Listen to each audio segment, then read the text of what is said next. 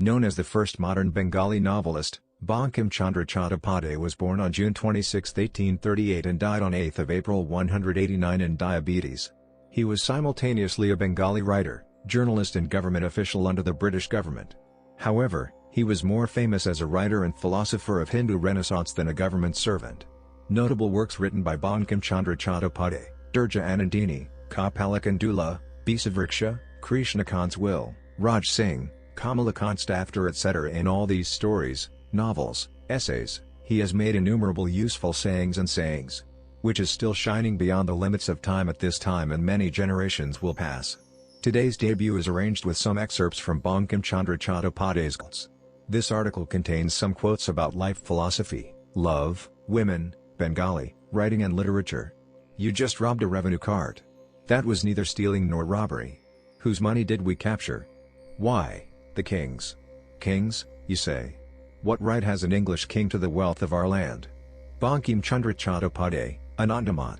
Patriotism is religion and religion is love for India. Bankim Chandra Chatterjee. No study is likely to be fruitful of results if carried on without a system. The majority of those who pursue knowledge for its own sake pursue it after an aimless and desultory fashion. Bankim Chandra Chatterjee. Thousands of men, women, and children might die of starvation, yet there must be no cessation in the collection of taxes. Bankim Chandra Chatterjee, Anandamat. Prose must be written in language that is well understood by its readers. The world would hardly miss those literary works that are mastered by only half a dozen pundits.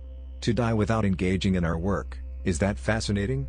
I know how long I need to be working to make my dreams become a reality. In our work, we do not differentiate between Hindu or Muslim, Buddhist or Sikh, Parsi or Pariah. We are all brothers here, all children of the same Mother India. A woman is the crowning excellence of God's creation, woman is light, man is shadow.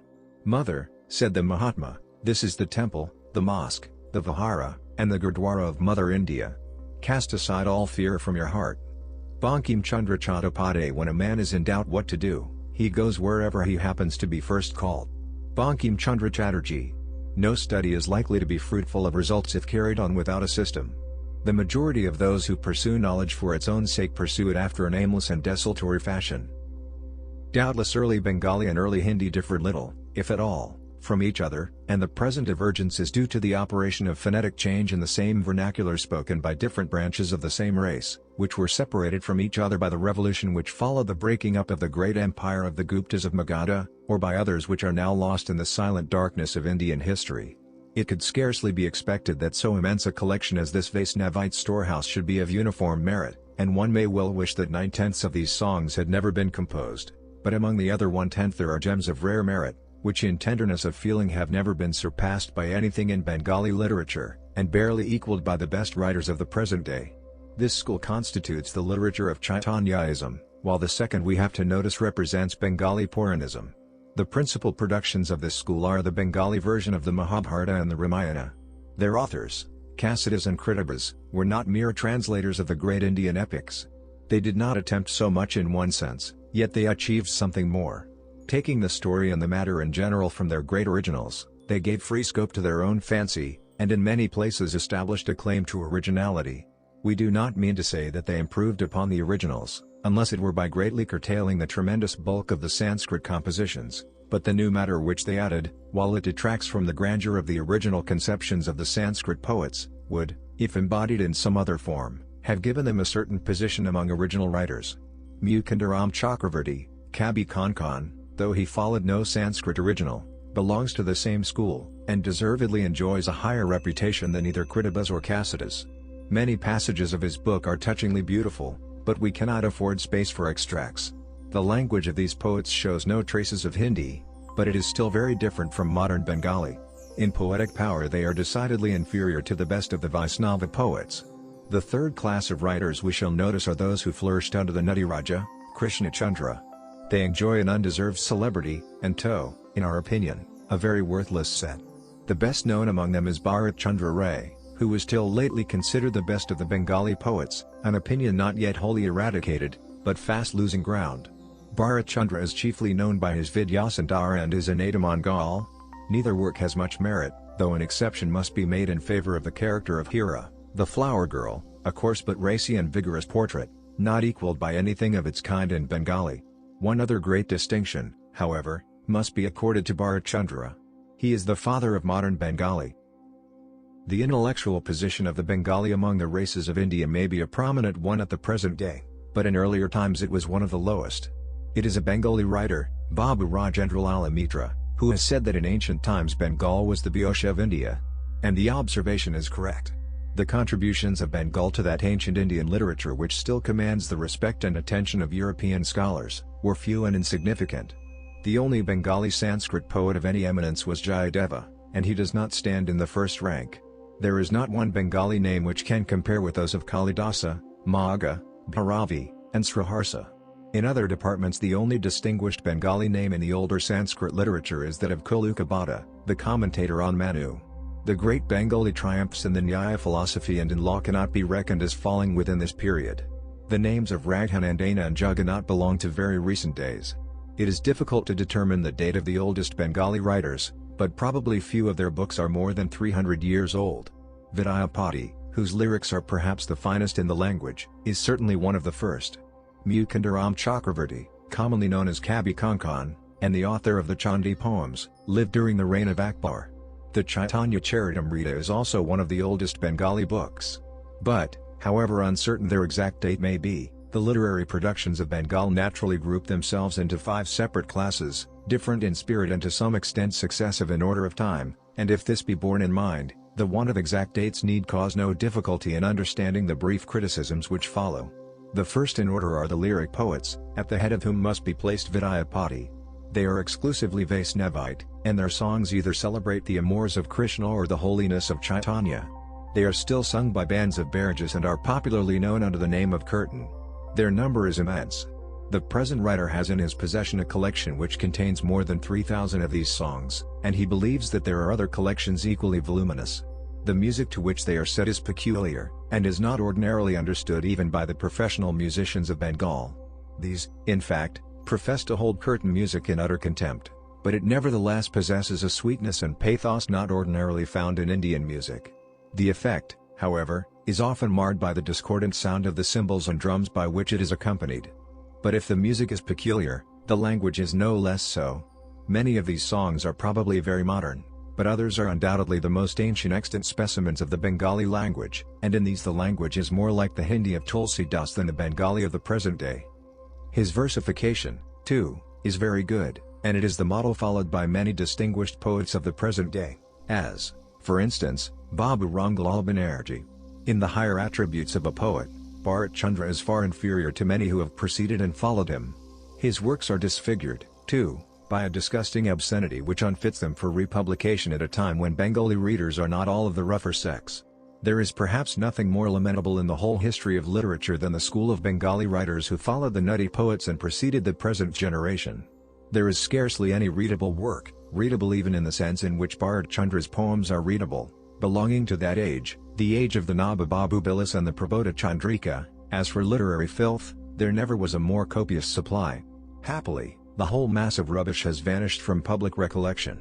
To this period belongs the well-known Kabi, of which the wealthy Hindus of the last generation were so passionately fond, and on which they lavished immense sums of money.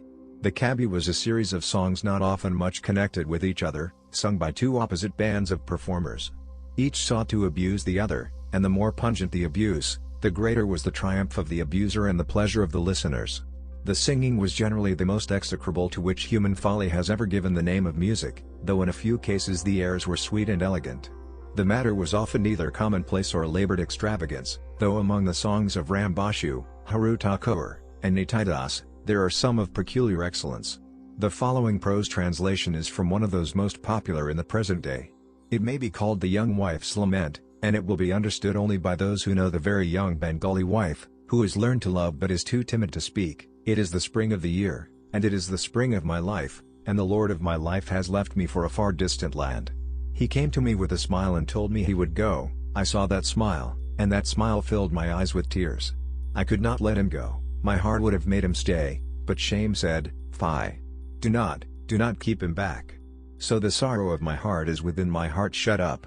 I would have told it to him when he went to the far-off land, but when I was about to speak, I could not. We have preferred to give this specimen rather than others of superior merit, because it is the most popular kabi among Bengalis at the present day.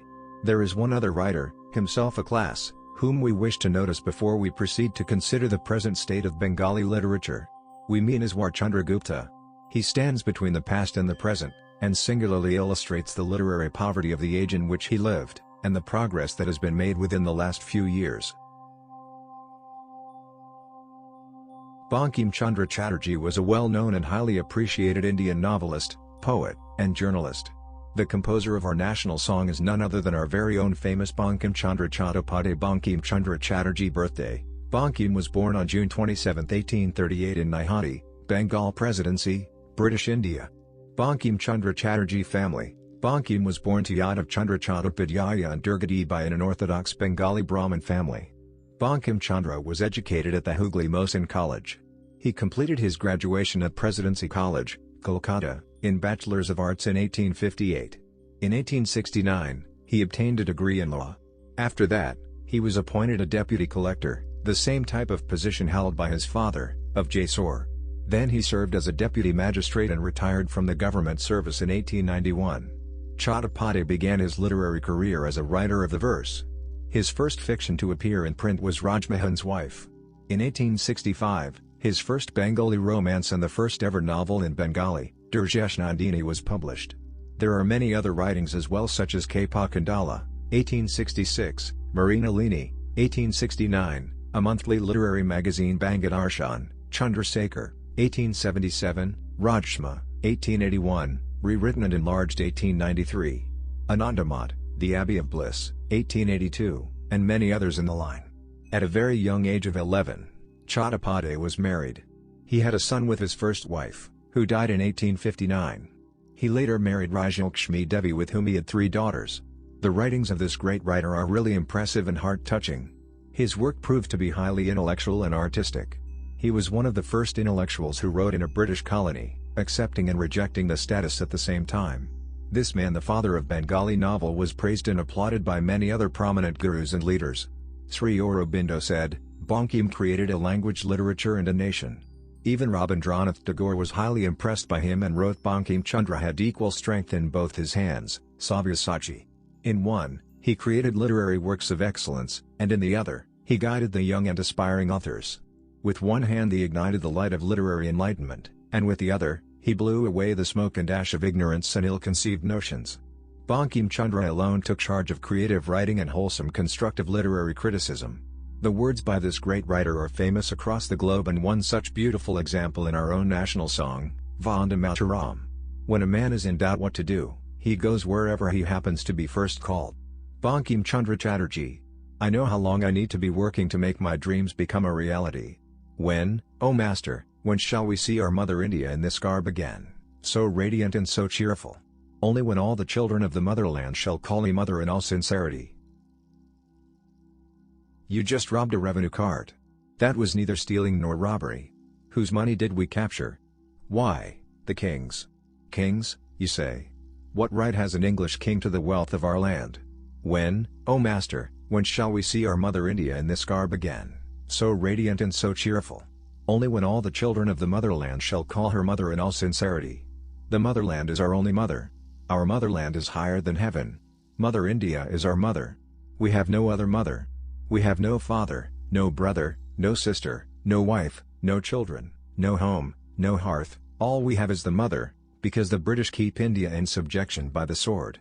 And she can be freed only by the sword. Those who talk of winning India's independence by peaceful means do not know the British, I am sure. Please say Vande Mataram. In our work we do not differentiate between Hindu or Muslim, Buddhist or Sikh, Parsi or Pariah. We are all brothers here, all children of the same Mother India. This country belongs to us. This is our motherland. We are the children of this soil.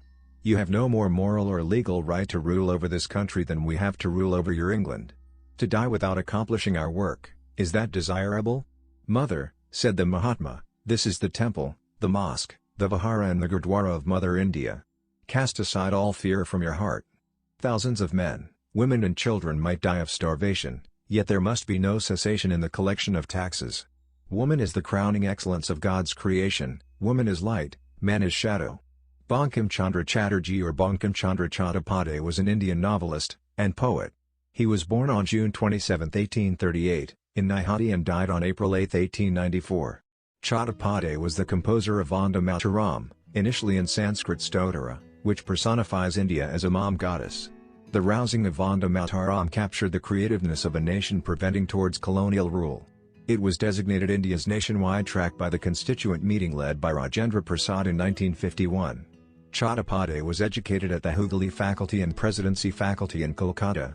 He went on to change into one and all the earliest graduates of the College of Calcutta. He served as the Deputy Collector of Jessore underneath the British authorities. His contribution to Bangla literature is immense. Bankim Chandra is taken into account amongst the earliest Indian novelists, and he had a big impact on Indian writers who got here after him. On the event of Bankim Chandra Chattopadhyay's start anniversary, Latestly has curated an inventory of inspiring quotes by the man who wrote Vande Mataram. When a person is doubtful what to do, he goes wherever he occurs to be the first referred to as